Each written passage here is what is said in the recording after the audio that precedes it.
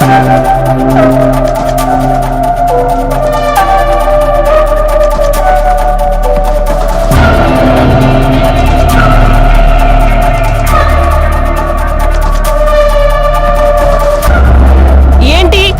ఎలకలు చొరబడినట్లు లోపలికి దూరుతున్నారు?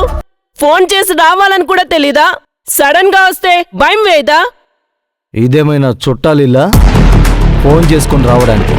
మేమేదైనా ఫోన్ చేస్తే ఇంట్లో లేను, బయట ఉన్నాను, ఊరెళ్ళాను, రావడానికి వారం పడుతుందని కథలు చెప్దాం అనుకున్నావా? నీలాంటి వాళ్ళ ఇళ్ళకి ఇలాగే రావాలి. ఇంతకీ ఇప్పుడు వచ్చిన విషయం ఏంటో చెప్పండి. మీ ఆయన ఎప్పుడు ఇంటికి వస్తున్నాడు? ఈ రోజు వస్తారు. మేమే బ్లాక్మెయిల్ చేసి పిలిపిస్తున్నామని నువ్వు చెప్పలేదు కదా? లేదు, చెప్పలేదు. నిన్ను ఎలా నమ్మాలి? ఎలా అంటే నమ్మి తీరాల్సిందే. మాతో వ్యవహారం అంటే సింహం జూలతో ఆడుకుంటున్నట్టే. మేము ఎప్పుడు ఎలా రియాక్ట్ అవుతామో మాకే తెలీదు. కొంచెం తేడా జరిగినా నో వార్నింగ్, కట్ చేసి పడేస్తానంతే. డబ్బులు కాపాడుకోవడానికి చూసి ప్రాణాలు పోగొట్టుకోవద్దు. బ్రతికుంటేనే కదా డబ్బు ఖర్చు పెట్టుకోగలరు.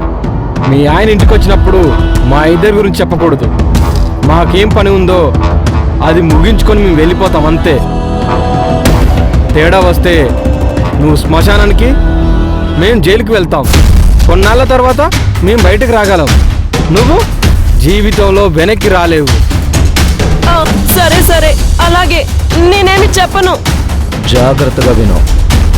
ఇలాగే ఉంటే నీకు మాకు మంచిది. చెప్పింది గుర్తుపెట్టుకో, అర్థమైందా?